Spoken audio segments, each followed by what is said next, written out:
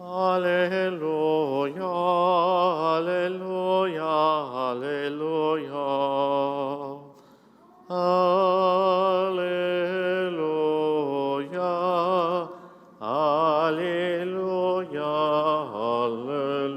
alleluia. Christ took away our infirmities and bore our diseases. Alleluia, alleluia, alleluia. The Lord be with you. A reading from the Holy Gospel according to Mark. When Jesus had crossed again in the boat to the other side, a large crowd gathered around him and stayed close to the sea. One of the synagogue officials, named Jairus, came forward. Seeing him, he fell at his feet and pleaded earnestly with him, saying, "My daughter is at the point of death. Please come lay your hands on her, that she may get well and live." He went off with him, and a large crowd followed him. There was a woman afflicted with hermitage for 12 years. She had suffered greatly at the hands of many doctors and had spent all that she had. Yet she was not helped, but only grew worse. She had heard about Jesus and came up behind him in the crowd and touched his cloak. She said, "If I but touch his clothes, shall be cured." Immediately her flow of blood dried up. She felt in her body that she was healed of her affection. Jesus, aware at once the power had gone out from him, turned around in the crowd and asked, "Who has touched my clothes?" But his disciples said to him, "You see how the crowd is pressing upon you, and yet you ask, 'Who touched me?'" And he looked around to see who had done it. The woman, realizing what had happened to her, approached in fear and trembling. She fell down before Jesus and told him the whole truth. He said to her, "Daughter, your faith has saved you. Go in peace and be cured of your affliction." While he was still speaking, people from the synagogue official's house arrived and said, "Your daughter has died. Why trouble the teacher any longer?" Disregarding the message that was reported, Jesus said to the synagogue official, "Do not be afraid, just have faith." He did not allow anyone to accompany him inside except Peter, James, and John, the brother of James. When they arrived at the house of the synagogue official, he caught sight of a commotion, people weeping and wailing loudly. So he went in and said to them, "Why this commotion and weeping? This child is not dead, but asleep." And they ridiculed him. Then he put them all out. He took along the child's father and mother and those who were with him and entered the room when the child was. He took the child by the hand and said to her, "Talitha cum," which means, "Little girl, I say to you, arise." The girl, a child of 12, arose immediately and walked around, and that they were utterly astounded.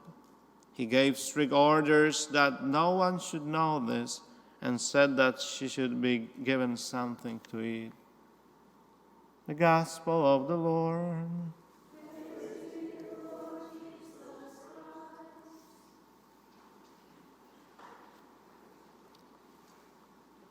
In today's Gospel, it was a longer Gospel, but we can see that we have two stories packed in one Gospel.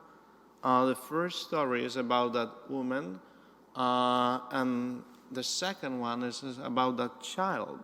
The woman was sick for 12 years, and the child, she was 12. We can see the connection between that.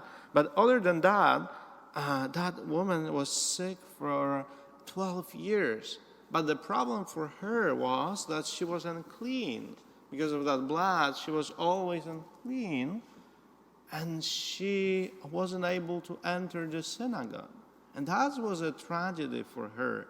12 years without the prayer in the synagogue. That was a problem for her. That was a true pain.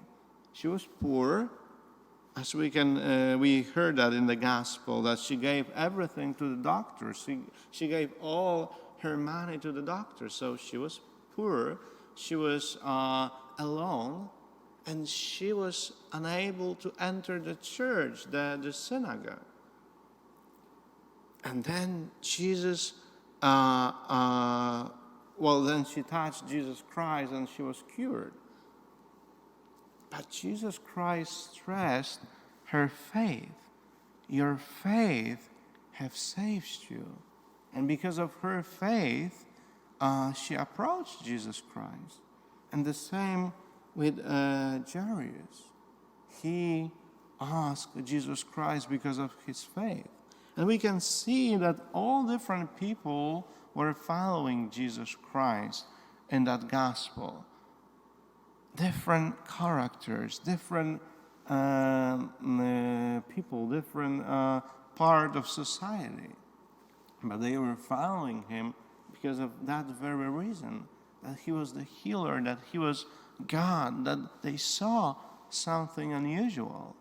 And the same right now, we are here, we have different characters, different people in the church, but we are for the same very reason, to receive the strength and the healing from Jesus Christ. We are here because of our faith. But Jesus Christ did that on purpose. He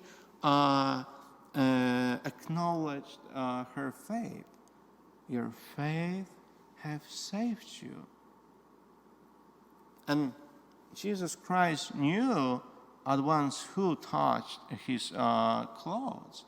But he was asking the questions. He asked the questions, who touched my clothes? The second story is very similar. Because Jairus, he has a faith in Jesus. And even they reported that message that she is dead. He still was following Jesus Christ. He still did everything what he asked. So we can see that Jesus Christ is always willing to help, to cure us with our sins, with our problems, but we have to approach him with faith. I preach about that many times, that whenever we are approaching Jesus Christ in the confession or in the Eucharist, we have to have faith. This is the only condition to approach Jesus Christ. Because if we have faith, then we can receive forgiveness of sins in the confessional. Then we can receive Jesus Christ in our hearts. Because we have different conditions, we have different problems, but we have to have faith, and then we can approach Jesus Christ. So let us continue our gathering here around the altar, around Jesus, so we can touch him like even more closely than that people from the gospel, because we can receive him into our hearts. They did not have a Eucharist at that time, but they approached Jesus in different way. But we can receive Jesus. We can receive his body and blood. We can receive his power and strength whenever we are receiving communion. But it is one question. Do we have a faith? We have a faith like that woman from today's gospel. We have a faith like Jairus and his family. Do we have a faith? Amen.